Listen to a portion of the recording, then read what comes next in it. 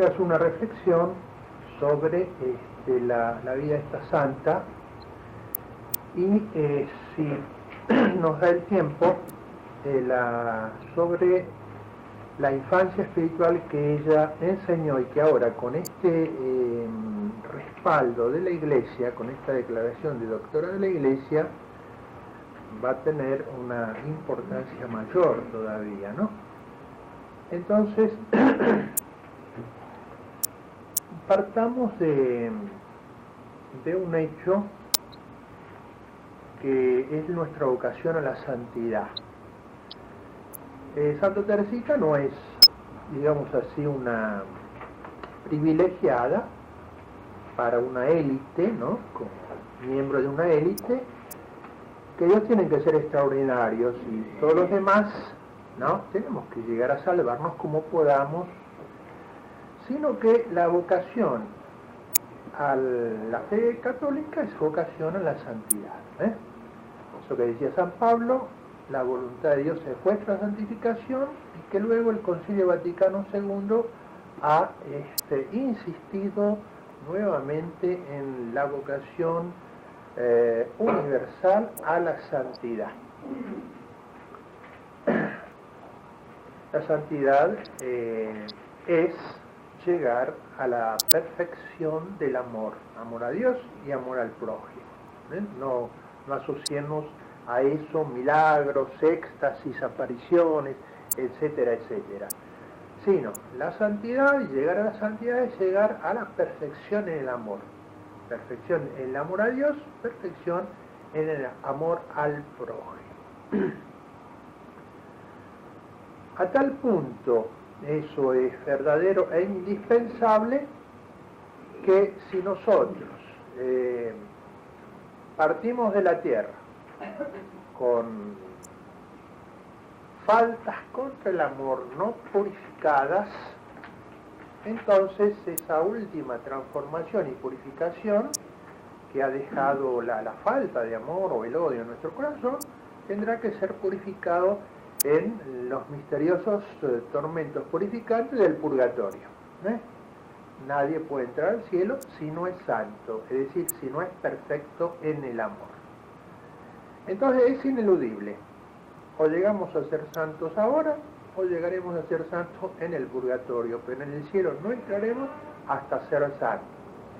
Lo único que acá podemos ir acercándonos al grado de predestinación para el cual fuimos destinados por Dios. ¿A qué grado de santidad hemos sido destinados por Dios?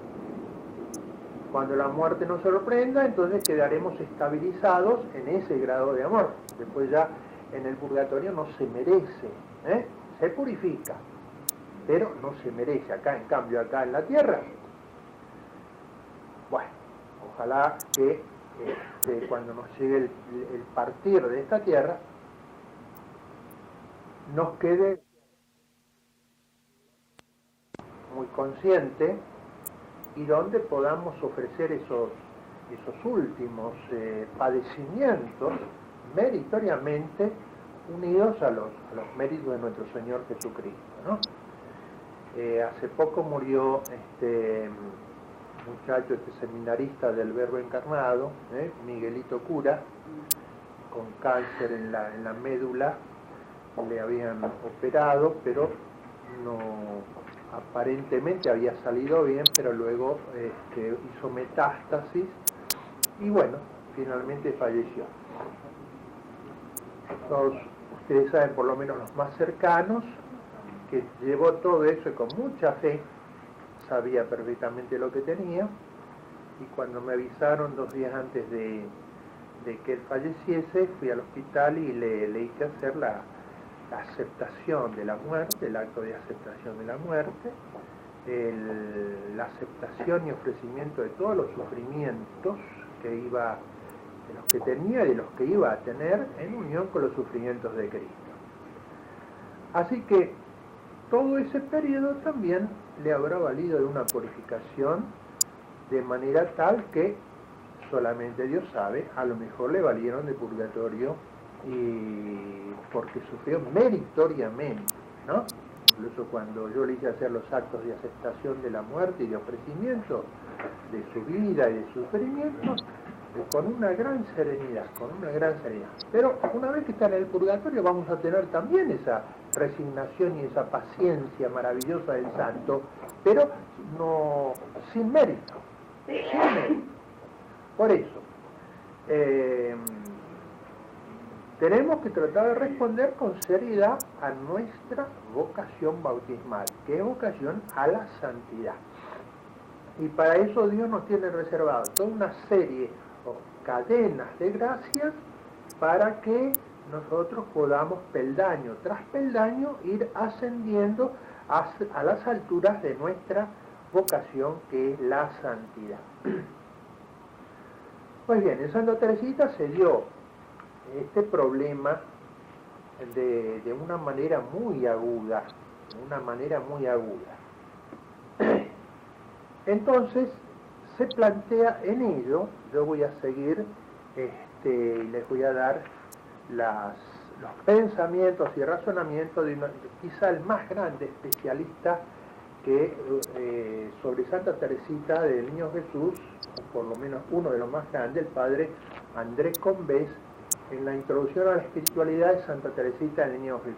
Si lo pueden conseguir, es difícil, está agotadísimo, pero si lo pueden conseguir le va a hacer mucho bien. De todas maneras, yo les voy a dar el razonamiento esencial de el planteamiento que se dio en el alma de Santa Teresita sobre esto: la vocación a la santidad, la dificultad de llegar a ella, el ver nuestra pequeñez ante una meta tan grande. Es una meta sobrenatural, ¿no es así? Es como pretender que un gato vuele. No está en la naturaleza del gato. Nuestra naturaleza no está la meta sobrenatural, pero Dios ha querido elevarnos a lo sobrenatural y ponernos una meta sobrenatural. Por eso también nos pone un ejemplo sobrenatural: sed perfectos como vuestro Padre Celestial es perfecto. No tenemos que ser perfectos ni como la Virgen María, ni como San Pedro, ni como San Pablo, ni como Santa Rita, sino como nuestro Padre Celestial es perfecto. Así que el que piensa bien en eso, evidentemente el corazón se le achica. O sea, ¿cómo? Yo tengo que ser perfecto como Dios es perfecto, ¿no? Ya eso es una prueba muy grande. Doy un pantallazo. Ustedes la mayor parte ya saben quién es Santa Teresita, pero viene bien un pequeño pantallazo para después entrar en la reflexión, ¿no? En el terreno de lo religioso ya hay muchas voces, no solamente el padre André Convenci, sino otros autores que le atribuyen a Santa Teresita la calidad de genio religioso. En lo religioso es un genio. Dios le ha revelado, ella fue fiel, un camino que no es nuevo. Vamos a ver en los Salmos, Salmo 130, como ahí está retratada la infancia espiritual. Lo que pasa es que Dios en cada época, para las necesidades de cada época, Dios suscita un santo que nos recuerda y vive verdades fundamentalísimas que son las apropiadas para los cristianos de esa época determinada. Nosotros estamos viviendo una época de subversión total, sublevación, una época de una falsa adultez, de una soberbia inmensa y de una falsa adultez. Entonces, ¿qué nos propone Dios a los cristianos de la época para enfrentar todos estos errores que flotan en el ambiente, que los vamos respirando? Prendemos la televisión, abrimos el diario, los libros de moda, todas las cosas nos están predicando esa falsa adultez y una subversión, una falsa independencia contra Dios, ¿no? Contra Dios. Entonces, Dios en esta época nos propone, contra la falsa adultez, la infancia espiritual. Y contra esa subversión, contra lo divino, y ese buscar una independencia de Dios, nos propone la esclavitud mariana a través de San Luis María Griñón de Montfort. Ustedes saben que el Santo Padre es esclavo de María, según enseña San Griñón de Montfort. Por eso el lema de su pontificado, todo tuyo, todo tuyo. Es el fragmento de la jaculatoria de los esclavos de María. Yo soy todo tuyo y todo lo mío te pertenece. Totus tu ego sume, tomnia mea tu asum, ¿no? Entonces, el Papa, providencialmente, ustedes vieron cómo la Santísima Virgen lo salvó en el atentado en el día de Nuestra Señora de Fátima, ¿no?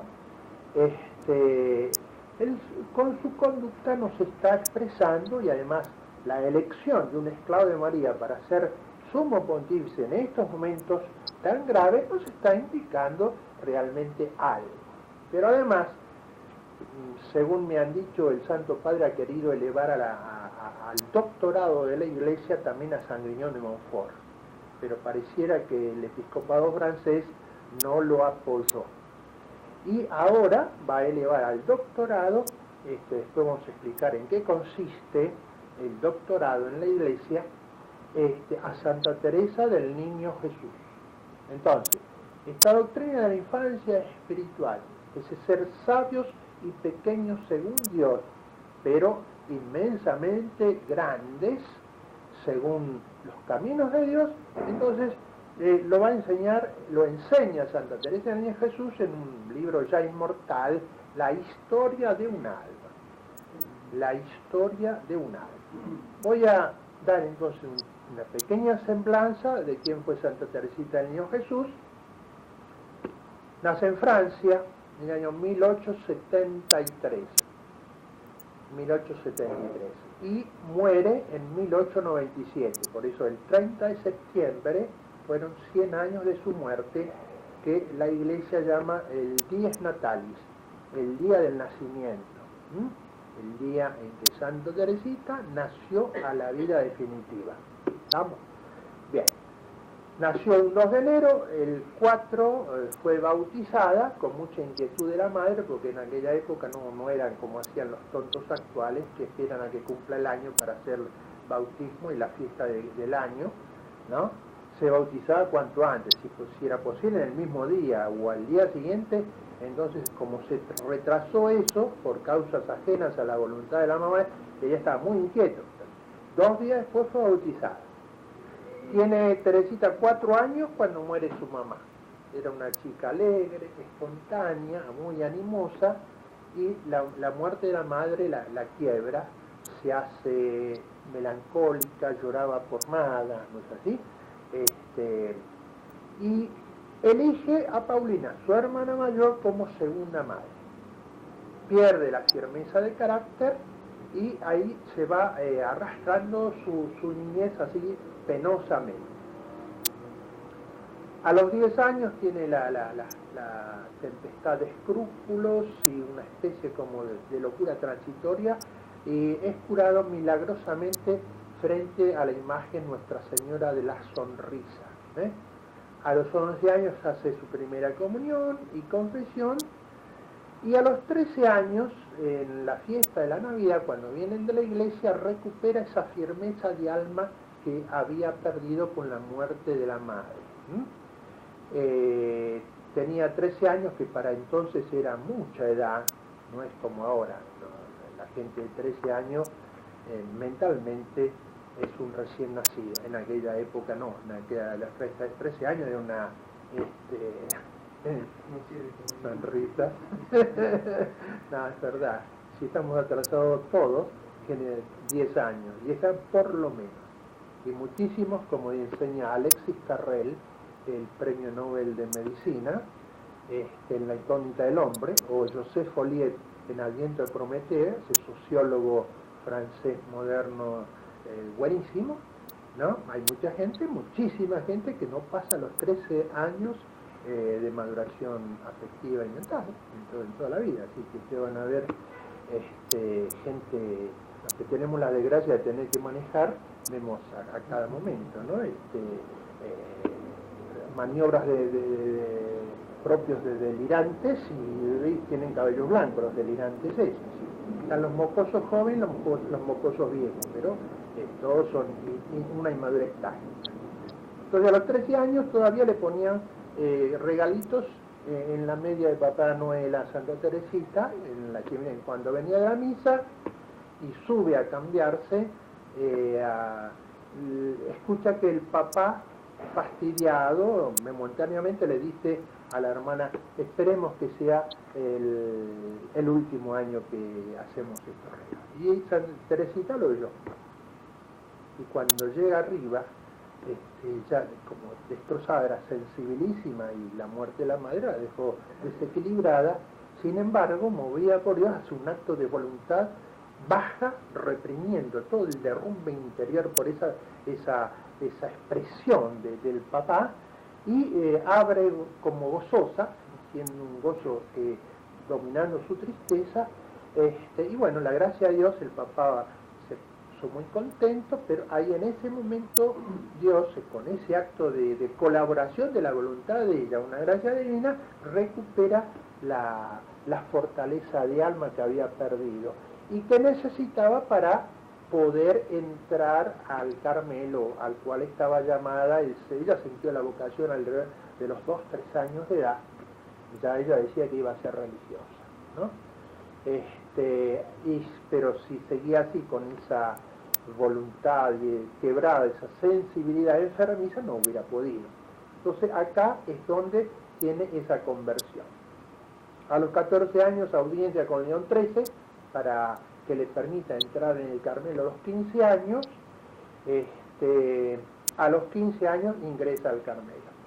A los 17 años hace su profesión religiosa. Fíjense que lo vamos a probar con textos. La vida de Santa Teresita fue muy dura. Nosotros la vemos ahí en las estampas con rosas, una sonrisita medio anodina, y entonces se ha difundido una imagen falsa de lo que fue Santa Teresita.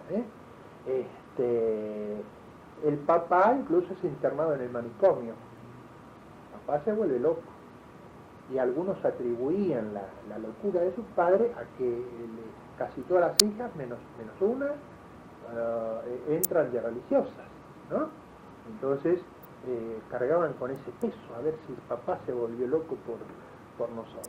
Bueno, a los 21 años muere su papá, a los 23 años contra la tuberculosis, y a los 24 años muere por la tuberculosis. O sea que fue 9 años monja, de los 15 a los 24 años. Muere una agonía tremenda de varios días, pero finalmente lo que dice San Juan de la Cruz, muere en un éxtasis de amor, ¿no? Es decir, lo que finalmente le quita la vida no es la tuberculosis, sino el amor. Dicen los testigos presenciales que en ese éxtasis que duró el espacio de un credo, era como si alguien le fuese clavando dardos de amor, y ella se sacudía así con el rostro iluminado, hasta que luego vuelca la cabeza y entrega su alma a Dios. 26 años después de su muerte es beatificada, 28 años después de su muerte es canonizada, 30 años después de su muerte es declarada patrona de las misiones en todo el mundo, en el mismo rango que San Francisco Javier. A los 40 años de su muerte se inaugura la basílica en Lisieux, que está construida en su honor, y ahora a los 100 años después de su muerte será declarada doctora de la Iglesia. Nosotros nos preguntamos entonces qué es lo que la hizo santa, cómo se hizo santa tan pronto, ¿no es así?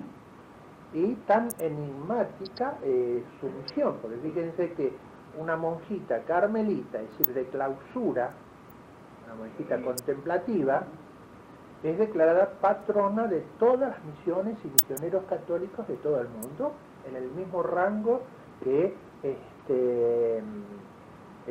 San Francisco Javier. me olvidé acá poner una fecha, en el año creo 44, Pío XII la declara patrona de Francia, al igual que Santa Juana de Arco, en el mismo rango, patrona secundaria de Francia, en el mismo rango que Santa Juana de Arco. A los pocos meses Francia es liberada de la invasión. Bien, entonces, ¿qué es lo que la hizo santa? Fue la vida carmelita, un monasterio maravilloso. No es así, no es así.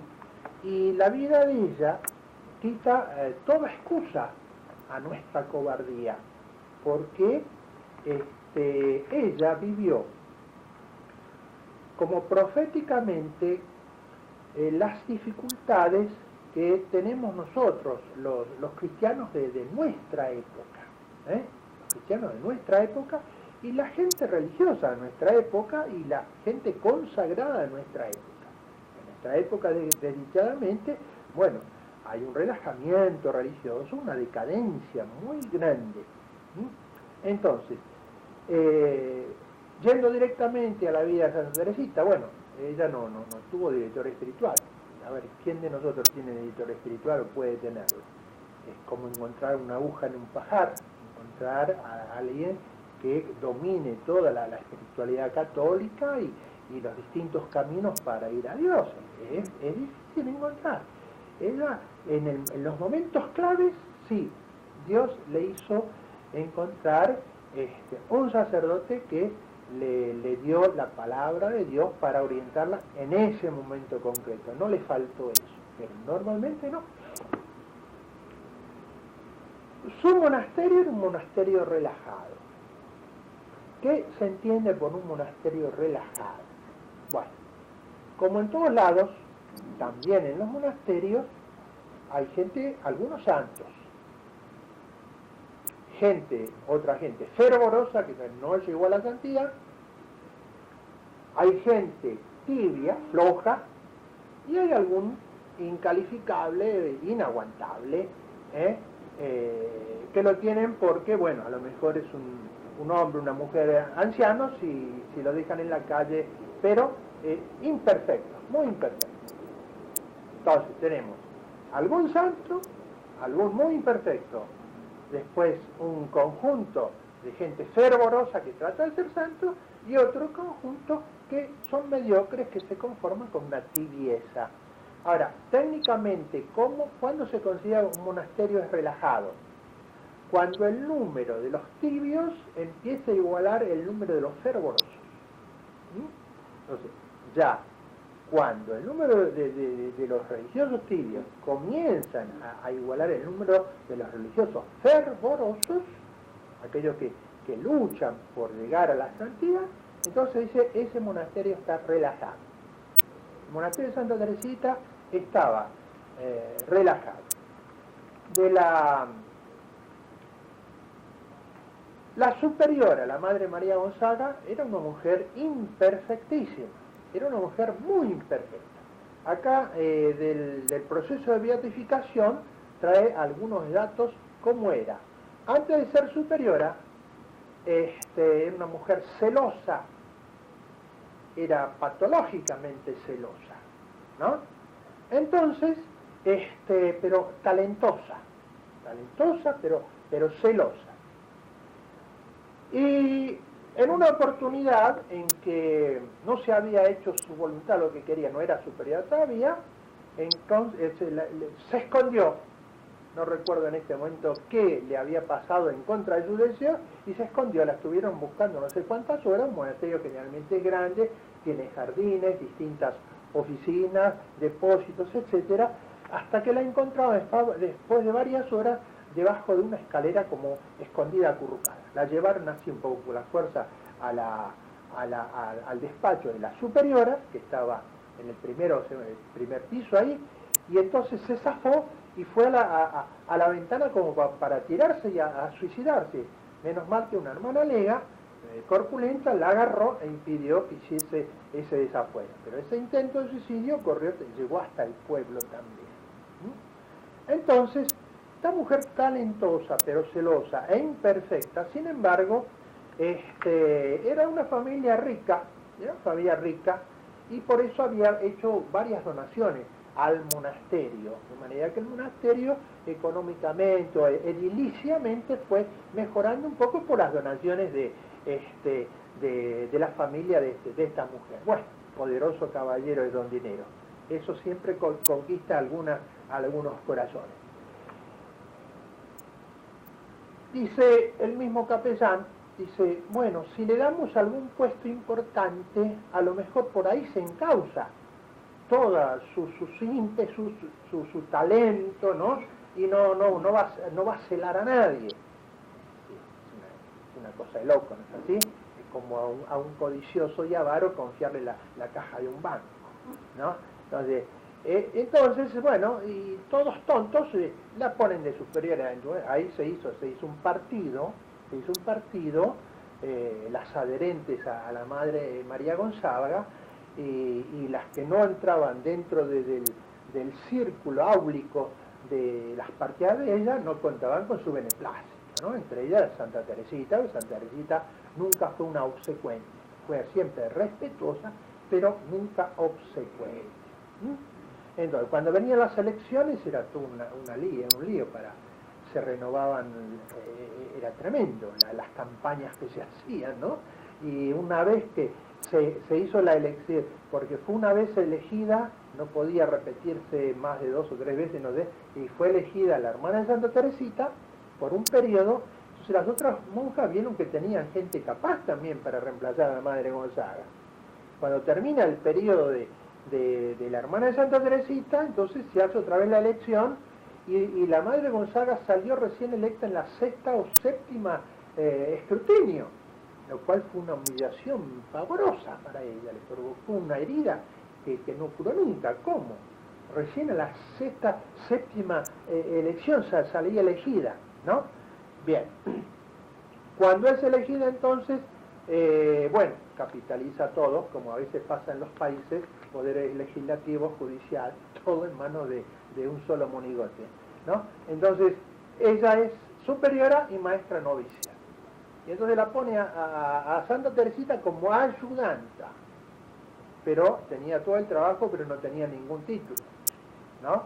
Y entonces, claro, las novicias, como hacen los jóvenes, buscan su ventaja en estas cosas y la puenteaban a Santa Teresita, y cuando ella le negaba algo, iban a la superiora, se armaban unos líos, no sé si. Santa Teresita quedaba desautorizada, era por ese afán de dominio patológico que tenía. Bueno, la madre Gonzaga tenía un gatito mimado, ¿no? Entonces mandaba buscar comida, pajaritos a las otras monjas. Así que estaban las monjas buscando ahí. Cuando le conseguían alguno, entonces lo cocinaba, lo rotizaba y le hacía salsas especiales para su gatito, ¿no? Y a la monja que le conseguía el pajarito le daba permiso para comulgar, porque la comunión no era todos los días como ahora. Había en aquella época todavía un resabio del jansenismo, esa herejía que ponía mucha distancia entre Dios y el hombre, entre el hombre y los sacramentos, ¿no? Entonces la madre Gonzaga le daba permiso entonces para comulgar como premio por haberle conseguido un pajarito para su gatito. Y cosas así se iban multiplicando. Cuando venía la familia de Madre Gonzaga, entonces todas las monjas tenían que estar al servicio de la Madre Gonzaga. En la historia de un alma, no sé si alguno de ustedes lo leyó, van a ver que Santa Teresita tiene una violencia muy grande cuando le mandan preparar una lamparita en tiempo de silencio. Ella no dice quién era, pero había llegado la familia de la Madre Gonzaga. Entonces tenían que preparar todo, y todas las monjas estaban al servicio de la familia de Madre Gonzaga cuando llegaban, ¿no? Al mismo tiempo celosa, cuando Santa Teresita estaba grave, y el médico de familia tuvo que ausentarse, no permitió, estuvo casi un mes tuberculosa gravísima, sin médico, por orden y por los celos de la Madre Gonzaga, ¿no? Así que la Madre Gonzaga, Santa Teresita vio en una visión antes de morir que iba a pasar por el fuego. Si no hubiera sido la Madre Gonzaga, antes de morir también se dio cuenta yo soy la peor de todas y sería condenada, pero cuento con Teresita para salvarme. Y evidentemente, probablemente ha sido la intercesión de Santa Teresita que evitó que esta mujer imperfectísima se fuese al infierno, ¿no? Bien. Entonces, dejemos de lado que Santa Teresita fue la niña mimada. No fue la niña mimada. No fue el juguetito del monasterio. No fue él. Fíjese, como no se quejaba, entonces le daban las sobras en la comida a las hermanas cocineras, platos que otros rechazaban y se los servían a ella. Se los servían a ella, porque ella nunca se quejaba. Entonces no la mimaron. La gente afuera creería, uy, entró ahí Teresita Martín, una chica de 15 años, va a ser la mascota de todo el monasterio. No fue así de ninguna manera. Además, ella misma no lo hubiese aceptado. Tenía 3 hermanas más carnales y era la que más tenía cuidado de no hablar con ellas fuera del tiempo estipulado ni dar una preferencia visible a esa unión fraterna que había entre ellas tan grande, ¿no? Así que una de las declaraciones que ella tuvo al final de su vida, le dice a su hermana cuando era superiora, cuidad mucho el abrigo de las hermanas, sobre todo de las enfermas. Yo he sufrido del frío hasta morir, Ella nunca pedía un consuelo, nada, ¿no? Pero ahí está la cosa. El superior es el que tiene que adelantarse y ser como un padre, una madre, a las necesidades de los hijos. Ahí había un descuido muy grande, era un monasterio relajado, pero las permisiones también de Dios. O sea, dejémonos de lado esa idea que decía, bueno, Santa Teresita llegó a ser santa porque toda la favorecía. Era un monasterio maravilloso, la mimaban, no le daban pruebas, nada de esas cosas, no. Eso es un absurdo total. Bien.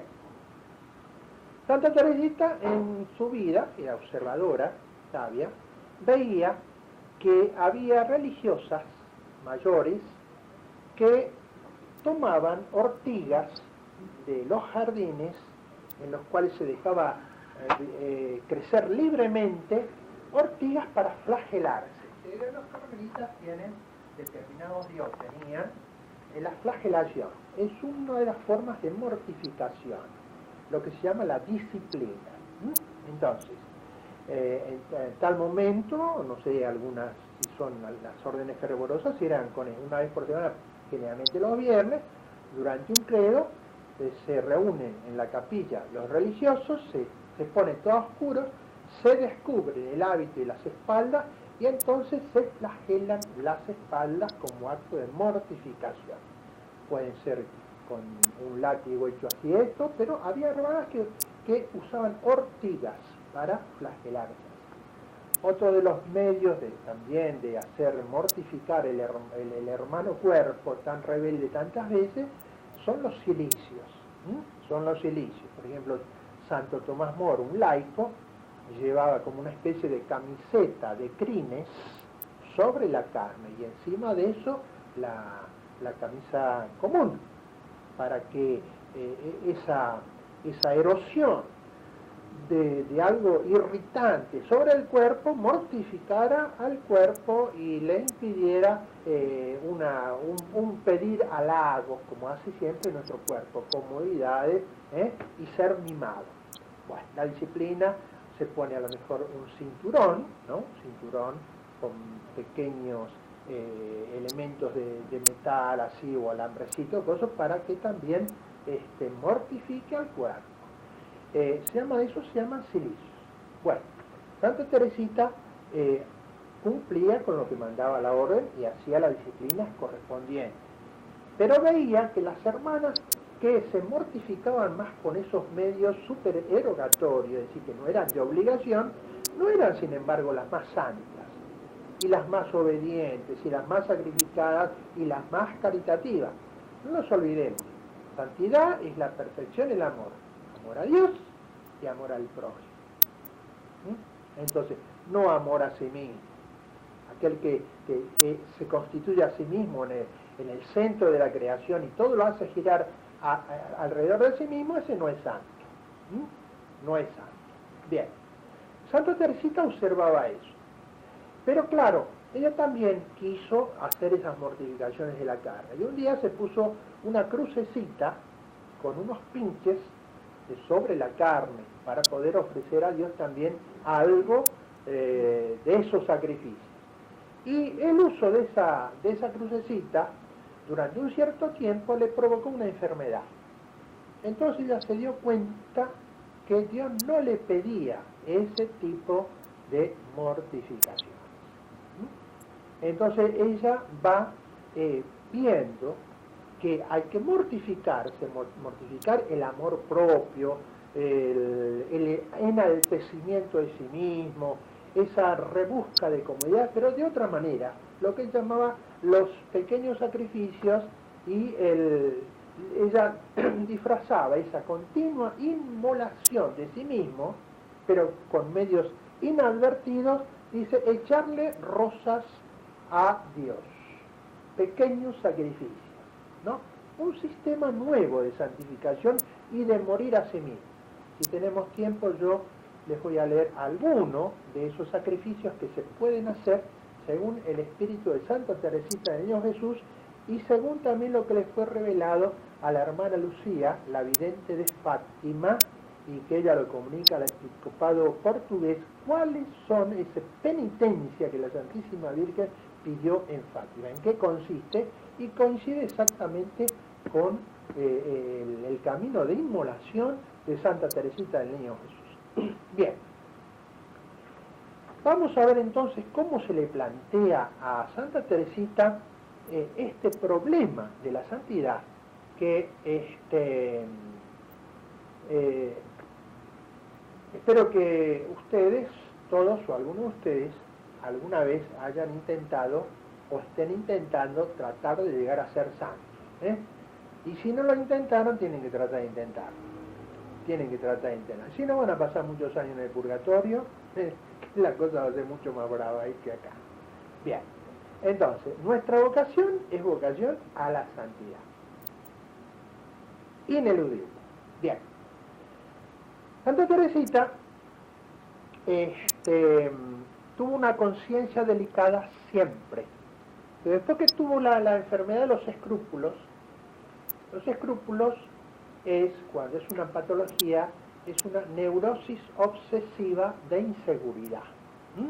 Entonces la persona escrupulosa, ¿no?, nunca está seguro de lo que hace, o si lo que hizo es pecado o no es pecado, o si lo que va a hacer es pecado o no es pecado, ¿no? Y si hace elefantes de ratones, agranda las cosas, se tortura a sí mismo y vive realmente en el infierno. Hay personas escrupulosas que han llegado a suicidarse. Han llegado a suicidarse. Es un tormento interior. Y Santa Teresita pasó por eso, ¿no? Es un sobredimensionamiento de las faltas, o ver pecado donde no hay pecado, ¿no es así? O hacer de pecados veniales pecados mortales, ¿no? Es una especie de falla en la visión espiritual, ¿no? Santa Teresita vivió eso, fue curada. Cuando eso se supera bien, fíjense que a veces eso puede venir por temperamento, puede venir por tentación del demonio, o puede ser una prueba de Dios. San Alfonso de Ligorio, doctor de la Iglesia, tuvo escrúpulos hacia el final de su vida. Y cuando ya era tan viejito, la principal autoridad en teología moral, San Alfonso de Ligorio, doctor de la Iglesia,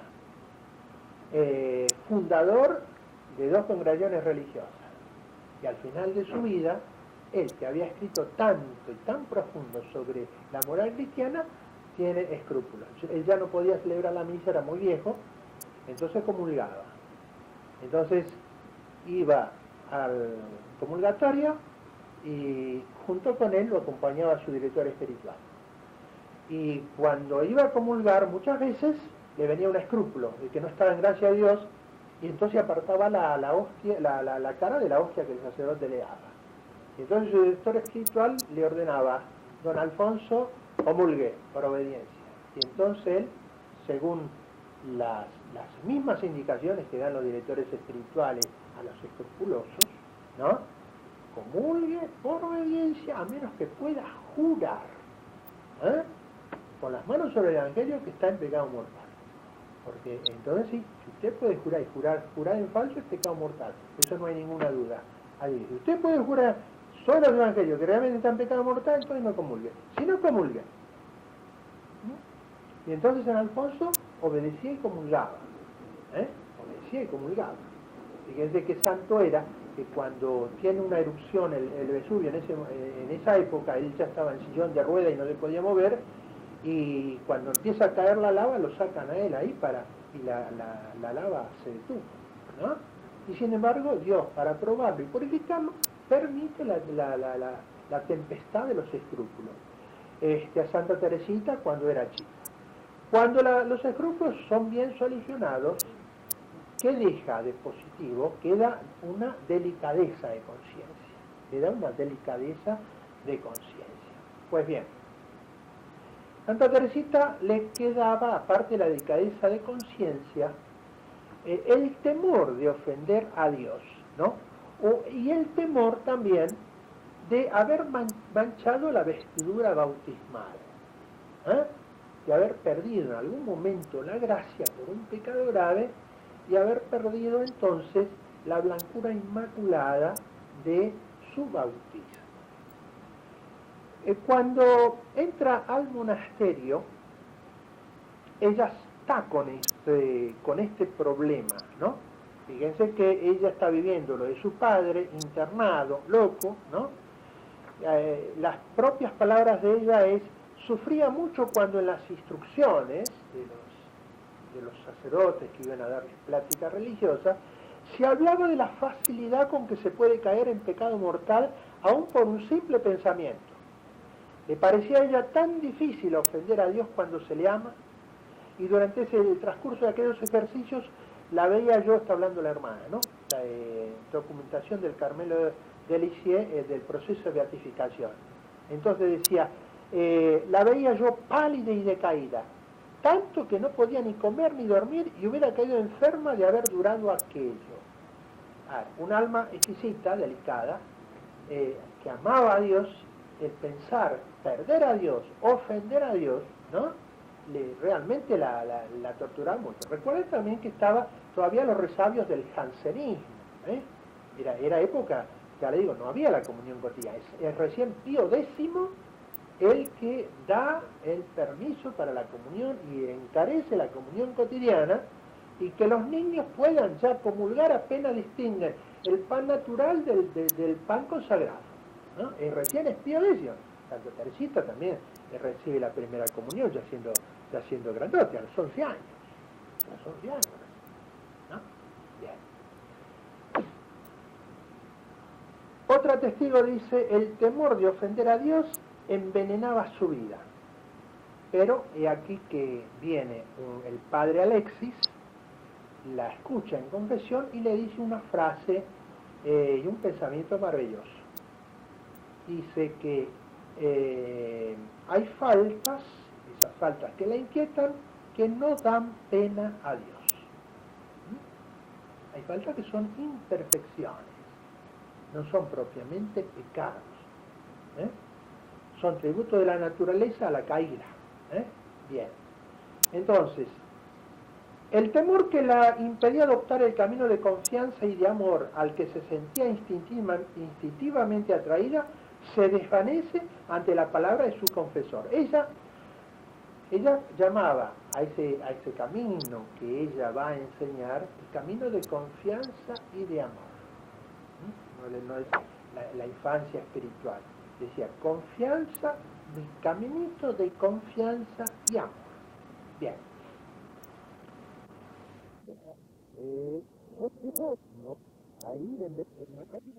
No solo avanza, sino que vuela.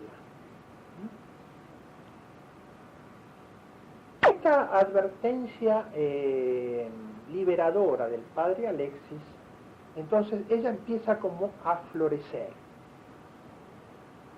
Hace tanto tiempo que quiere ser santa, una gran santa, ¿Va a hacerlo entonces realmente con este impulso? Pero entonces se plantea esto, que también nos planteamos nosotros. ¿No es?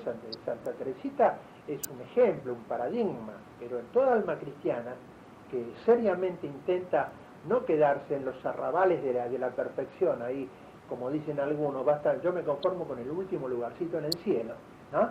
Que no es lo que quiere Dios precisamente, no es lo que quiere Dios. Entonces, claro, el problema se le plantea así. Ser una santa quiere decir parecerse a este o al otro santo canonizado. Yo quiero ser santa. Quiero y creo estar en camino a la santidad, porque estoy luchando para acercarme a Dios y a la meta que me impone mi bautismo. Pero ¿qué pasa?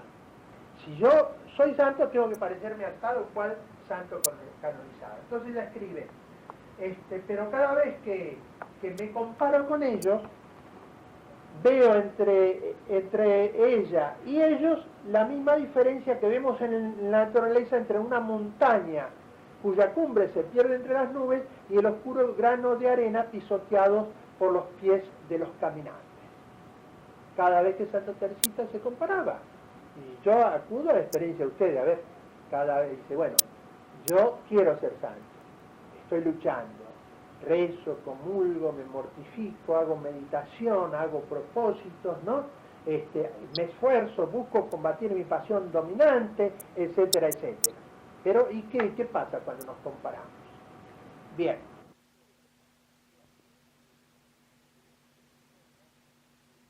En el descubrimiento de la infancia espiritual, ¿no? Entonces, decíamos, por un lado, estar inclinado a la santidad, desearla, estar luchando desde muy chica en ser una cristiana seria, profunda, y por otro lado, cada vez que se comparaba con los santos canonizados, ver una diferencia abismal, ¿no? Entonces, el planteamiento, ¿qué hacer frente a esto? ¿Renunciar a su esperanza y conformarse con su pequeñez? ¿Tendrá que cambiar primero su pequeñez en grandeza para tener derecho a conservar su esperanza? Este es el punto exacto donde se articula en la vida interior de Teresita la decisión inicial que nutre todo el camino de la infancia espiritual. Vamos a repetir esto.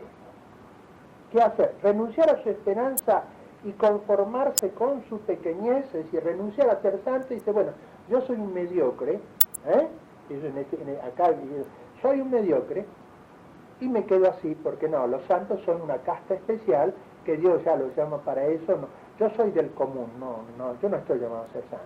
Yo le dije al principio, vocación bautismal es vocación a la santidad y no hay escape a eso.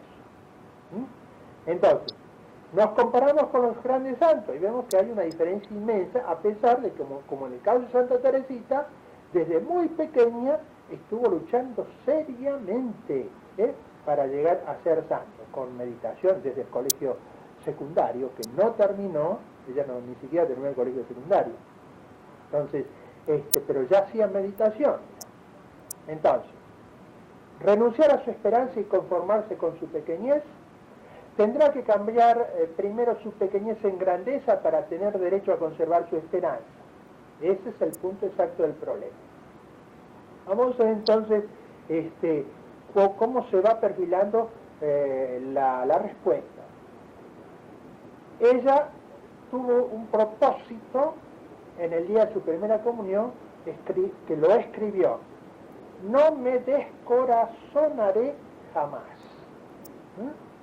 Porque ustedes saben que en el camino hacia una grandeza, evidentemente hay momentos de desfallecimiento. El desaliento está siempre acechando ahí. Entonces, ella, niña de primera comunión, uno de sus propósitos es que no me voy a desalentar jamás. Con esa voluntad de victoria, superándose a sí mismo, entonces va superando distintas pruebas. Y menos que nunca ahora religiosa está dispuesta a dejarse vencer por el desaliento. Uno es porque pueden ser saciados. Por eso en filosofía se dice que la naturaleza no obra frustradamente. Si hay una apetencia, es porque hay algo que responde y puede saciar esa apetencia. Y en lo sobrenatural, ¿cómo Dios va a jugar con nosotros si no juega en lo natural? ¿Cómo va a jugar con nosotros, no? Si pone en nosotros la apetencia de la santidad, y sobre todo en alguien como Santa Teresita, que siente agudamente esa vocación bautismal, entonces Dios no podría inspirar deseos irrealizables. Y entonces una segunda consecuencia, que también la escribe. Puedo, pues, a pesar de mi pequeñez, aspirar a la santidad. Si Dios no puede inspirar deseos irrealizables, yo pequeña, ¿no es así? Deseo la santidad tan fuertemente, entonces, a pesar de mi pequeñez, puedo aspirar a la santidad. Luego añade otro paso, fruto de su experiencia. Crecer yo no es posible, debo soportarme tal cual soy, con mis imperfecciones sin número. Fíjense que incluso en los últimos meses, cuando era santa ya, y estaba muriendo santa, sin embargo tuvo algunas imperfecciones, algunas impaciencias. Algunas impaciencias, de las cuales se avergonzó, pero reaccionó siempre enseguida, como tiene que reaccionar un alma que sigue la infancia espiritual, convirtió la humillación en humildad. ¿Cuán necesitado soy en la definición última de mi vida de la misericordia de Dios? Bueno, por eso crecer yo no es posible, debo soportarme tal cual soy, con mis imperfecciones sin número.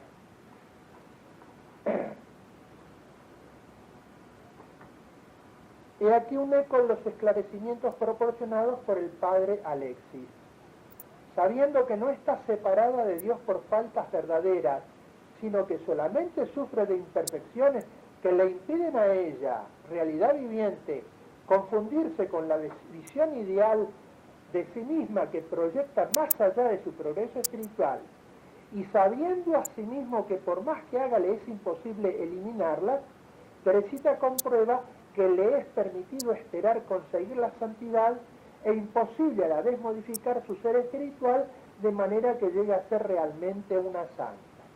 Fíjense que incluso Dios puede dejarnos, aún llegando a un gran nivel de santidad, determinadas imperfecciones o tentaciones para mantenerlos en la humildad. Aún Dios puede permitir ciertas caídas para que la soberbia, la autosuficiencia no estropee la obra maestra que Dios va haciendo en el fondo de nosotros. Por eso el testigo de eso es San Pablo, ¿no? Que dice, un ángel de Satanás me abofetea. Los exégetas discuten qué será ese ángel de Satanás. ¿Será una debilidad, una tentación? Discuten los exégetas a ver qué será él. He pedido a Dios que me lo quite y me fue respondido, mi gracia te basta. Estamos hablando de San Pablo, ¿no? Entonces, si un San Pablo también necesita para mantenerse en la verdad, es decir, en la humildad de ese ángel de Satanás, ¿cuánto más nosotros? ¿Cuánto más nosotros? Bien.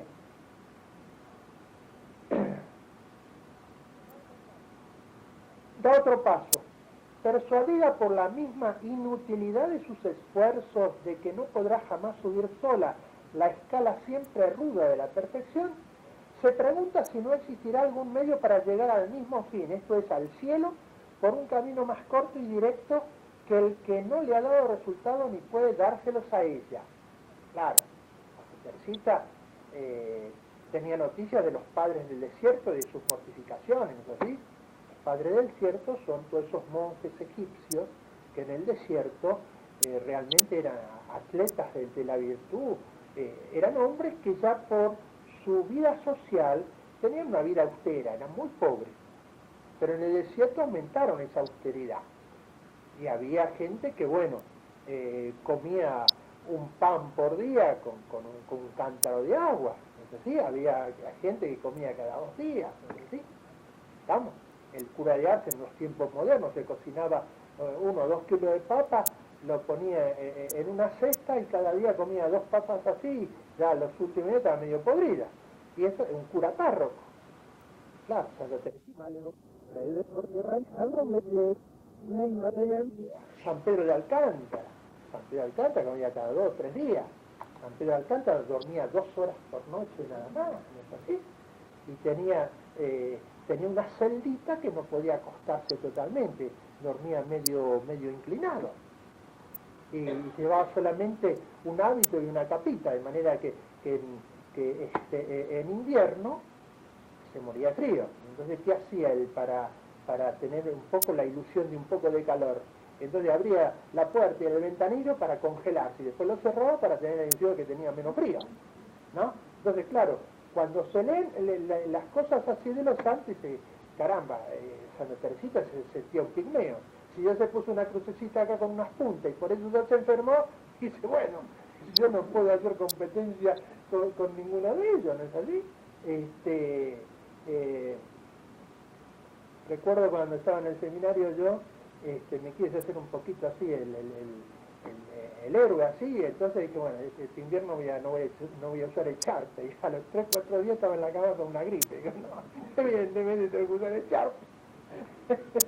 Entonces, fíjense el planteamiento que puede darse en una Santa Teresita, que es el planteamiento nuestro, porque no nos engañemos, todos nosotros somos enclenques, Fíjense a ver quién de nosotros podía llevar la mitad de una armadura de un caballero de la Edad Media o levantar una espada. Tendríamos que entre 2 o 3 personas somos realmente seres muy rebajados en fortaleza física, ¿no? Entonces Santa Teresita, viendo esa realidad, dice, no habrá otro medio para llegar al cielo y a la santidad que no sea que nos asombra en la vida de los santos. Y entonces se pone esa comparación que está en la historia de un alma. En la casa de los ricos, esta no es una casa de los ricos, pero igual tiene, ¿no? Lo que va a decir ahora. En la casa de los ricos no se sube ya por las escaleras, un ascensor las reemplaza ventajosamente. Bien. No habrá un ascensor, entonces es lo que se plantea Santa Teresita. No puedo imitar a esos atletas de la fe y de la mortificación, ¿no? A lo cual asociamos a la santidad. Pero no habrá otro medio ahora, como hay ascensores en las casas de los ricos, para subir alto. Imaginada de esta forma, esta cuestión toca en realidad a lo que la teología espiritual tiene de más esencial y profundo. Lo que ella expresa es la impotencia radical del esfuerzo humano más concienzudo, es decir, de la ascesis, para satisfacer a una alma enamorada de la santidad, esto es, de la unión total e inmediata con Dios.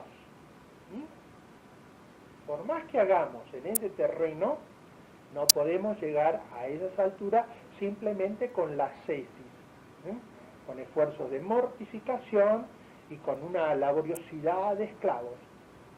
Tiene que haber otra realidad, que nos tiene que dar la gracia. Indudablemente, el caminito que debe conducir a Teresita al cielo, pese a sus imperfecciones que no desaparecen, y a través de la santidad, es un camino místico donde el alma solo tendrá ya que dejar hacer a Dios. Y ahora va a poner otra imagen. ¿Existe ese camino? ¿Puede ser seguro? No cabe ser informado más que por el mismo Dios, y para conocer los designios de Dios no hay más que preguntarle. Y Teresita se apresura a hacerlo. Entonces va a buscar ese camino. A ver, Señor, ¿hay ese camino que yo intuyo, que estoy deseosa de que exista y que confusamente estoy como adivinando con mi deseo? Entonces va a la escritura a ver de descubrir ese ascensor que ella sueña, que me facilite el llegar donde yo no puedo llegar con mis esfuerzos humanos y con esta pobre corpezuelo que no puede imitar las hazañas de los grandes santos. Bien, la búsqueda no fue inmediatamente coronada por el éxito, pero fue vivo el gozo de Teresita al leer el capítulo 9 de los Proverbios, el versículo 4 que estaba hecho para ella. Entonces, en sus meditaciones llega un momento que después de esta oración encuentra este versículo. Presten atención. 9 de los Proverbios, versículo 4. Si alguien es pequeñito, que venga a mí. Eso es lo que le... Bueno, no le dirá nada a ustedes. Claro, es la gracia la que le está diciendo algo a Santa Teresita. Si alguien es pequeñito, venga a mí. Era la sabiduría eterna misma la que hablaba. Así pues, Dios no esperaba a que los pequeñitos hubiesen crecido para ocuparse de ellos y llamarlos así. Había aún para estos algo que decir. ¿Y qué era eso? Lleno el corazón de un presentimiento feliz, Teresita se aproxima a Dios, es decir, continúa su búsqueda. Hasta ese momento sagrado, aún en la historia de la espiritualidad, el de la unión que va a producirse entre esta alma tan humilde, pero tan ávida, y el verbo de Dios. ¿Qué va a encontrar? Capítulo 66 de Isaías, versículos 12 y 13. Entonces, primero en Proverbios, escucha. Y tocada por la gracia, a ustedes también le va a pasar muchas veces. Cuando con fe se ponen a escuchar, a leer la Sagrada Escritura, van a ver que a lo mejor un versículo que nunca le dijo nada, de repente es un relámpago. En la gracia son las mociones transeúntes del Espíritu Santo. Gracias de iluminación que en un chispazo le hacen ver algo que nunca habían visto a pesar de haberlo leído muchas veces. Bien, si alguien es pequeñito, venga a mí. Y ahora lee en 66 de Isaías 12 y 13. Como una madre acaricia a su hijo, así yo os consolaré. Os llevaré sobre mi pecho y os meceré sobre mis rodillas. Ahí está el descubrimiento. Y aquí lo que la sabiduría infinita quería decir a los pequeños, al invitarlos a que se aproximaran. Dios, por lo tanto, para Teresita, inmediatamente Jesús, llama a los pequeñitos para tomarlo en sus brazos y cubrirlos de caricias. Con ellos es Él quien toma la iniciativa, Él quien toma todo el trabajo. Inútil pues prolongar la búsqueda, el descubrimiento está hecho.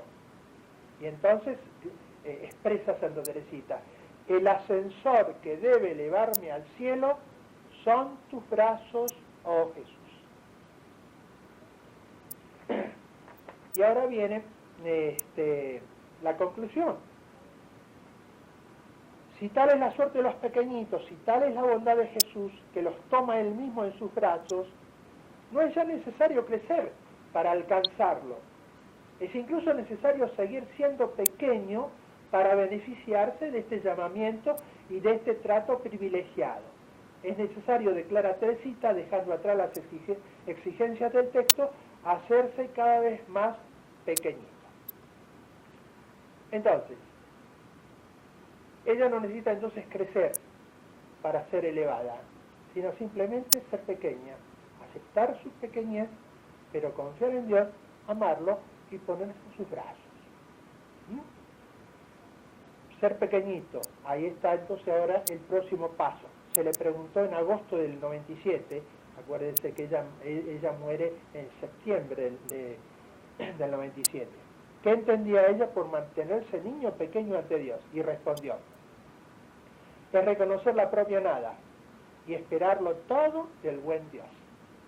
Reconocer la propia nada. Si Dios nos deja en su mano, es como si por estas lámparas dejara de pasar la electricidad, se apagarían. Si Dios nos deja de sus manos, volvemos a la nada. Es reconocer la propia nada y esperarlo todo de Dios. Como un hijito lo espera todo de su padre, sin inquietarse de nada, ni tener que ganar fortuna. Y no somos nosotros los que tenemos que enriquecernos y ganar el cielo.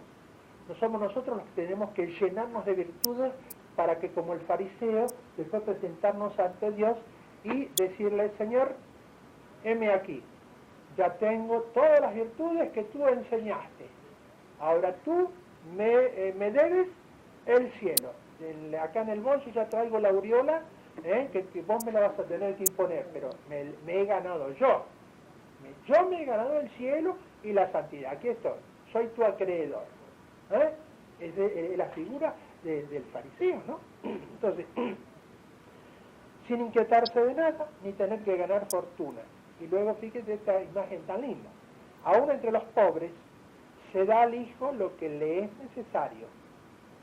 Pero así que ha crecido, su padre no quiere ya alimentarlo y le dice, trabaja ahora, puedes bastarte a ti mismo. Y sigue diciendo Teresita, por no oír nunca esto es precisamente por lo que yo no he querido crecer, sintiéndome incapaz de ganarme la vida eterna del cielo. Me he quedado, pues, siempre pequeñita, sin ocuparme en otra cosa que en recoger flores, las flores del amor y del sacrificio, y ofrecérselas a Dios para su agrado. Ser pequeño es además no atribuirse a sí mismo las virtudes que uno practica creyéndose capaz de algo, sino reconocer que Dios pone este tesoro de la virtud en manos de su hijito pequeño para que se sirva de él cuando tenga necesidad, pero es siempre el tesoro de Dios. Por último, es no descorazonarse uno por sus propias faltas, pues los niños caen a menudo, pero son demasiado pequeños para hacerse mucho mal. Esto es ser pequeño. La actitud de la humildad más profunda. Aun cuando lleguemos a ser santos que hacen milagros todos los días, saber que es Dios a través de uno que está haciendo el milagro. ¿Es así? Entonces, y un día, el 17 de julio, antes de morir, dice, interrogada sobre qué camino quería ella enseñar a las almas, este camino que ahora la Santa Sede va a respaldar con el doctorado de Santa Teresita. Y responde, es el camino de la infancia espiritual, el camino de la confianza y del total abandono. Acuérdense que confiar y tener confianza es tener esperanza firme y segura. Y confiar en latín tiene también un matiz de impetuosidad y de audacia. Hasta en latín, hasta un poco de insolencia. ¿Qué es lo que quería Santa Teresita? No tenemos que ser tímidos con Dios. Tenemos que confiar hasta la audacia, dice, en su bondad de Padre, ¿no? Y animarnos a pedir lo máximo. Porque estamos con un Padre generoso, inmensamente rico y que nos ama con locura. Por eso cuando nosotros decimos confianza, confianza y total abandono, no solamente que nos quedemos con el castellano, lo que dice el diccionario de la Real Academia, esperar con seguridad y firmeza, confiar, no. En latín tiene todavía un matiz de impetuosidad, de audacia, hasta una cierta insolencia, que eso es lo que le agrada a Dios. Dios quiere que seamos audaces en pedirle, audaces en pedirle. Y sigue Santa Teresita. Quiero enseñarle los pequeños medios que tan perfectamente me han resultado a mí. Decirles que no hay más que una sola cosa que hacer aquí abajo. Echar a Jesús las flores de los pequeños sacrificios, ganarlo con caricias. Así es como lo he conquistado yo y por eso seré tan bien recibida. Es decir, confiar en Dios, abandonarse a Él y luego acariciarlo con los 1000 pequeños sacrificios de todos los días y además con los pequeños actos de amor. Ser realmente como un niño. Ser humilde. Y si caemos, bueno, Señor, perdóname, soy una ocasión muy propicia y maravillosa para que tú explayes las riquezas de tu misericordia. Señor, perdóname, pero adelante. Un beso a Dios y adelante. Entonces, abandono. Claro, la iniciativa siempre la tiene Dios. No somos nosotros los que tenemos que programar nuestra santidad. A ver, yo quiero ser tal santo. Y yo quiero llegar a la santidad por tal camino. No. Dios sabe qué santo tengo que llegar a ser yo. ¿Y por qué camino? También Dios lo sabe. Yo me tengo que abandonar en manos de Él. Esto no es una inercia, ojo, no es una inercia, no es una pasividad condenada por la Iglesia. Cuidado, no es un quietismo, porque la voluntad de Dios y su camino se van manifestando en cosas muy concretas. En primer lugar, sus mandamientos, los preceptos de la Iglesia, luego los deberes de Estado. Con cada uno de nuestros deberes de Estado se va manifestando la voluntad de Dios. Por eso el padre Causade llamaba, y lo cita en la vida de oración Maritain, el sacramento del momento presente. Cada momento trae una voluntad de Dios. Yo tenía programado mañana hacer tal cosa y tal otra cosa y pasar a la mañana al retiro espiritual, a la tarde esto, el otro, y resulta que esta noche caigo con fiebre y mañana no me voy a poder mover. Bueno, la voluntad de Dios quiere que mañana tú estés en cama con fiebre, soportando la enfermedad. Y entonces yo, fiat, sí Señor, esto es lo que tú quieres y me indicas ahora. Y así sucesivamente. Los deberes de Estado y el sacramento del momento presente. Cada momento trae una obligación. Cada momento trae un designio de Dios. Y al decirle sí, digo sí a ese amor que se manifiesta a través de esta obligación o de este hecho concreto en este momento. Y entonces yo tengo que renunciar, bueno, a mis otros planes, por el plan de Dios. Entonces, la iniciativa hacia la santidad viene de Dios. El camino por el cual nos lleva, también lo tiene Dios. El santo que yo debo ser, lo sabe Dios, no lo sé yo. Entonces, y mientras tanto, ¿qué hago? Y amo, me abandono, obedezco, cumplo mis deberes de Estado con la mayor perfección posible, voy diciéndole sí a la voluntad de Dios que se me manifiesta a través de ellos, acepto cada una de las circunstancias de mi vida, cómo se van presentando, aquellas que son inmodificables, aquellas que puedo modificar, tengo que intentar modificarlas, por supuesto. Pero si no las puedo modificar, entonces las tengo que aceptar como señales de lo que Dios quiere de mí en ese momento. Y así me voy dejando llevar en ese abandono santo, momento a momento, por la corriente bien concreta de la voluntad de Dios que se me manifiesta día tras día, momento tras momento. Bien,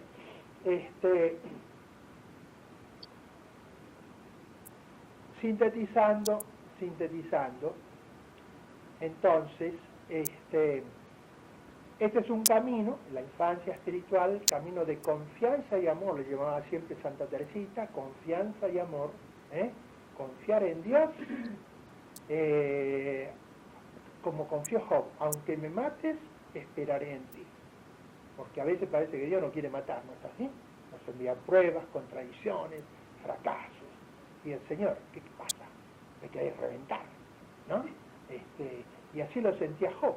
Dice, y entonces Job dice, aunque me mates, esperaré en ti.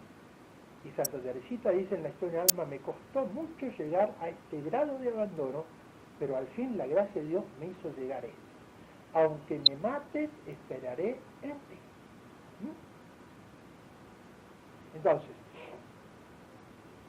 el camino espiritual combina a todas las almas que son y se sienten pequeñas ante Dios, ya porque no tienen otro recurso que la sola fe, porque el alma pequeña, Santa Teresita Andrea, vivieron en la fe desnuda, en la pura fe. Ella decía, es que no quería ni visiones ni apariciones, y que quería vivir en la pura y desnuda fe tanto como otros quieren ver. Ella quería darle a Dios el supremo homenaje de una verdadera fe sin ver. Si vemos ya no hay fe. Por eso San Luis de Francia, un día que estaba en su despacho ahí y le vienen corriendo un cortesano, señor, el capellán ha consagrado en la misa la hostia y se ve el niño Jesús viviente en la hostia consagrada, venga a verla. Y San Luis dice, no, yo no voy a ir porque no necesito ver para saber que está presente Cristo en la hostia consagrada y no fue. Esa es la postura también de Santa Teresita, querer vivir como la Sagrada Familia de Nazaret en la pura fe, y hacerle a Dios el homenaje de una fe absoluta desnuda. Es un camino, dice, que no exige ninguna de aquellas gracias excepcionales en que el alma puede perder la sensación de su nada. Por eso, en este camino, normalmente no hay éxtasis, ni milagros, ni visiones, ni revelación. Es la fe desnuda. Porque el alma que adopta este camino no tiene que crecer por su propio esfuerzo, sino solo acomodarse en su pequeñez y hasta complacerse en ella, en cierto modo, porque siendo la pequeñez de la misma nada, incapaz de todo acto sobrenatural, espera y recibe de solo Dios toda su grandeza, que es, por lo mismo, verdadera grandeza. Entonces, si Dios quisiera que, tal persona ocupe un lugar importante, lo ocupará porque es la voluntad de Dios, pero Él nunca buscará ese lugar importante. Y aún en ese lugar importante va a obrar con absoluta humildad y atribuyéndolo todo a Dios y tomando a Dios como maestro y conductor en el ejercicio de ese cargo, que es lo que hace Santa Teresita cuando la nombran ayudanta de maestra novicia. Y ve que el mundo de las almas y influir en él es algo que escapa a sus fuerzas. Por eso se pone en las manos de Dios para que Él conduzca a la novicia a través de ella. En quinto lugar, todas las almas tienen que hacer este camino porque es un camino en el que, llevada por el Señor, el alma reduce al mínimo sus iniciativas, limitándose a amar y a ofrecer todos los sacrificios y ocasiones de sacrificios que en este camino se presentan abundantes.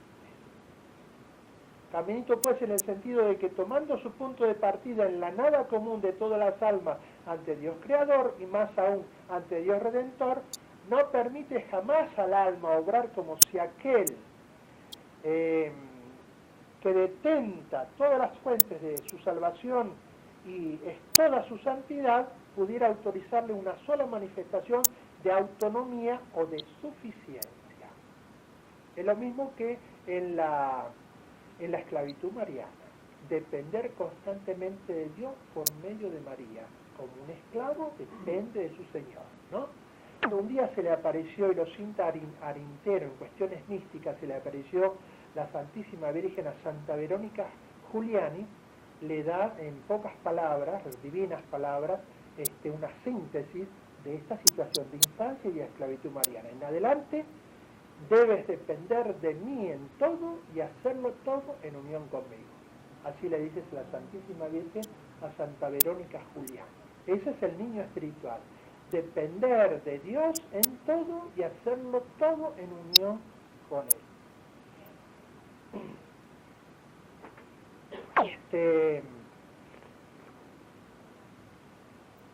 Y la síntesis final, si esto es así, la infancia espiritual no es esencialmente otra cosa que la ofrenda y el abandono del alma a las iniciativas y aún a la invasión total del amor infinito. Por eso Santa Teresita cristaliza todo esto con la ofrenda al amor misericordioso. Yo quisiera terminar esto dándole un poco, yo he redactado de los escritos de los santos y de los autores espirituales una lista de mortificaciones. Vamos a ver si se puede hacer algún pequeño folletito, porque yo me he encontrado en el confesionario, cuando uno atiende y dice, bueno, reza 5 Ave María y haga 2 sacrificios, entonces la gente ya empieza a poner cara de póker, no manifiesta nada, no entiende nada, porque ¿qué es eso de hacer sacrificio? Bendito sea Dios, esto es medieval, tridentino, ¿dónde estamos? No saben qué hacer, porque lo único normalmente que se les presenta es, flagelarse, hacer ayunos, pasarse la noche sin dormir, ¿no es así? Entonces, yo he buscado en la vida de los santos, en los escritores espirituales, y además le he pedido a algunos laicos que redactaran algunas cositas. Les voy a leer algo simplemente para que tengan alguna idea de qué eran los sacrificios que hacía Santa Teresita de Jesús y que podemos hacer nosotros sin que se nos estropee la salud. Bueno, por ejemplo, en cuanto a la curiosidad, reprimir las miradas curiosas, las inútiles, las imprudentes, no mirar vidrieras ni kioscos de lo que fuere, a menos que uno esté necesitado de determinado producto y deba buscarlo. Ella se ríe porque la agarré un día después de la conferencia del Padre San, mirando ahí en la calle de Santa Fe, vestido de lujo, y se le salían los ojos.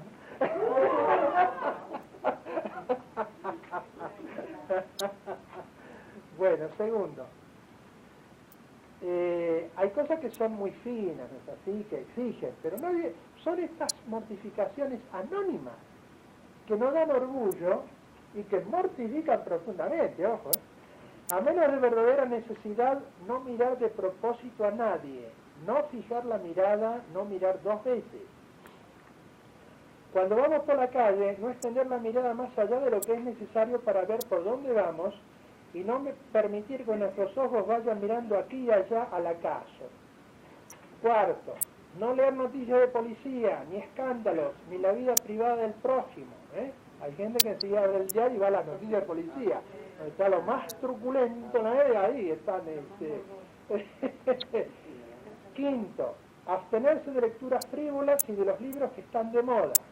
Sexto, al recibir una carta, esperar algún tiempo antes de abrirla. Séptimo, no abusar el oído para captar lo que alguien dice, si no es a nosotros a quien se está dirigiendo. Octavo, apagar el televisor o retirarnos antes del final de una película interesante. Esos son los pequeños sacrificios.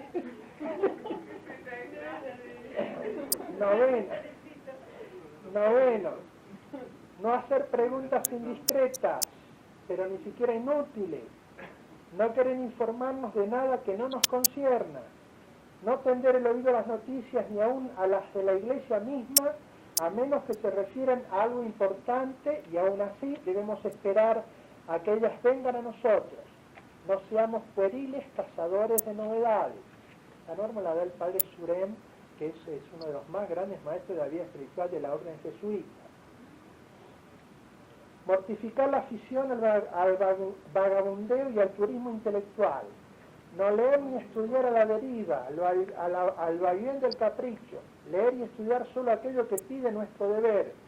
Fuera de él lo que ha sido debidamente evaluado y decidido en la presencia de Dios. 11. En los momentos de descanso, en los viajes, estemos alertas contra los ensueños imaginativos. Porque hay gente que pasa películas interiores, ¿no? Ustedes ven en los colectivos gente con la mirada del vacío, están con la imaginación, ¿no? 13. No pensar voluntariamente en el mal que se nos haya hecho, ni en el bien que hayamos hecho. Expulsar de nuestra memoria los recuerdos intrascendentes y todas las niñerías con cuya evocación a menudo nos ocupamos y divertimos interiormente. Aceptemos y asumamos los defectos corporales que Dios ha querido para nosotros, ya sean de nacimiento, fruto de enfermedades o accidentes. Asimismo las limitaciones de una salud frágil.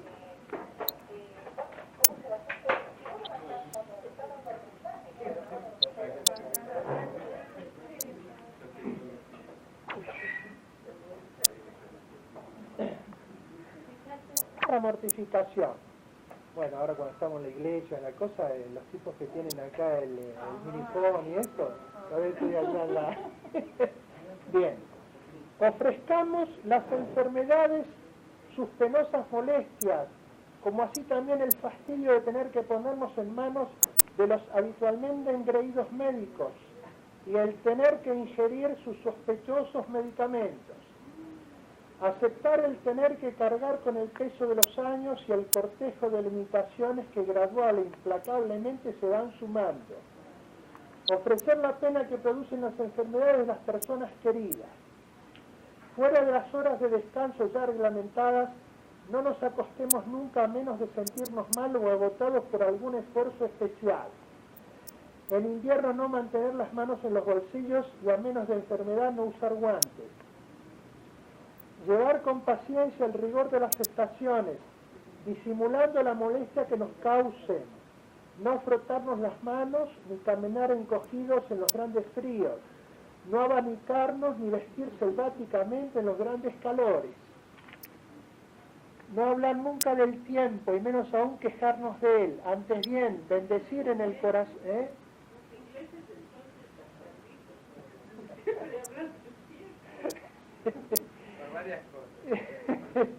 Bueno, bendecir en el corazón esas criaturas de Dios ejecutoras de su voluntad, y cantar con el profeta Daniel: bendecida al Señor fuego y calor, bendecida heladas y fríos.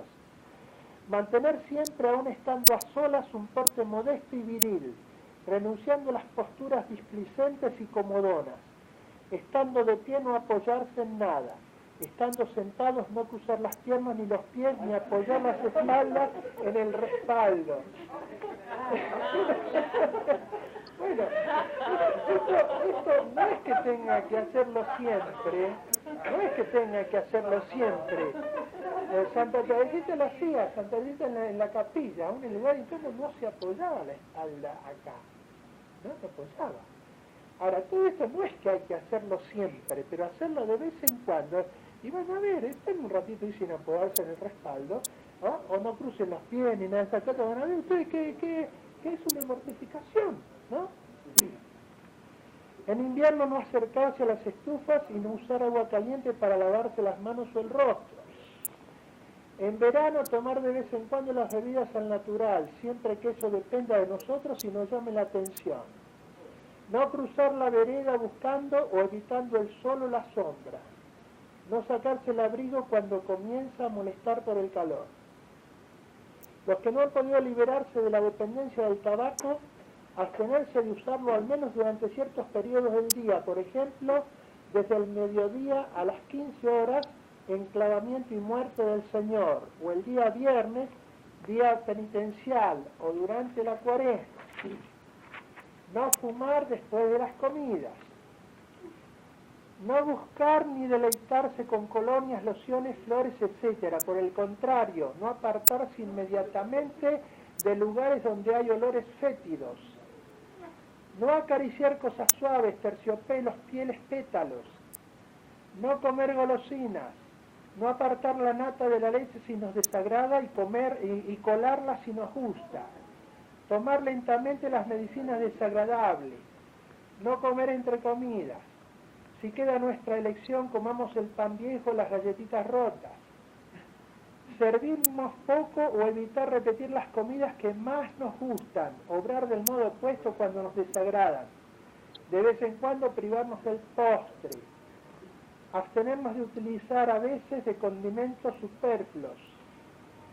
Comer sin elección lo que a uno le ponga delante, en el mismo orden que se lo den, sean o no de nuestro gusto y tal como estén sazonados. Si nos presentan una fuente, servirnos simplemente la porción que esté más cerca de nosotros. No quejarnos nunca de los alimentos, ni de su calidad, ni de su cantidad, ni del modo de preparación. Mostrémonos siempre satisfechos y agradecidos por ellos. No comer jamás hasta el hartazgo. Mortificar la ansiedad en el comer y el beber. No engullir atropelladamente ni beber a largos tragos. Comer pausadamente y beber a sorbos. No hablar nunca de comidas o bebidas y menos aún, lo que sería vergonzoso, pretender pasar por entendido en esta materia. Bueno, así hay toda una serie de cosas. Por ejemplo, ustedes ven que se puede hablar muy mortificada sin que nadie se dé cuenta, ¿eh? Es la mayor mortificación de todas. Y claro, hay una mortificación que dice el padre Faber que pueden hacer sobre todo los que tienen poca salud, el uso escrupuloso del tiempo. Usar escrupulosamente el tiempo con espíritu de fe. sabiendo que Dios nos va a pedir cuenta de cómo usamos el tiempo. San Alfonso de Ligorio había hecho el voto, que no se lo recomiendo a nadie, porque fue uno de los obstáculos para su canonización, había hecho el voto de no perder jamás un solo instante de tiempo. Y ese fue obstáculo para su canonización. Porque un voto terrible, pero lo cumplió. Lo cumplió. El pastor de la iglesia, fundador, obispo, ¿no? Y él tenía una curvatura en la columna, que la barbilla le había hecho una llaga acá en el pecho. Tenía dolor de cabeza continuo. En aquella época él estaba en cama con fiebre, con enfermedad, y se ponía para aliviar el dolor mármol frío acá. Y mientras tanto se hacía leer, dictaba, pensaba, ¿no? Bueno, para no perder tiempo. Yo no les digo que no hagan ese voto, pero hagan la prueba, esa mortificación, porque el tiempo lo perdemos de dos maneras. Ociosamente, no hacer nada o hacer cosas estúpidas. ¿Vale? Bueno, la segunda manera es donde la gente, acá hay, María Teresa oye los alaridos de este estadio de perder el tiempo. ¿No? Ahí es el fútbol, ¿no? Usted ve en la radio, la televisión, las revistas, los diarios. Una de las mortificaciones, bueno, no abrir el diario, no, que el diario no sea lo primero que lean ustedes a la mañana. Yo conozco de curas, pobrecitos curas, que apenas se despiertan, encienden la radio, los informativos y todo, ¿no? Cuando tendrían que tener la mente fresca para leer la Biblia y para meditar. Después, en segundo lugar, darle el peor tiempo a esa porquería, ese albañal que son los diarios. Por ejemplo, sobre la caridad. La impaciencia. Abstenernos de mirar el reloj solo por curiosidad, o cuando no está en nuestra mano el acelerar o retrasar el tiempo de los acontecimientos. Fíjense, miramos el reloj, mejor así, ¿no?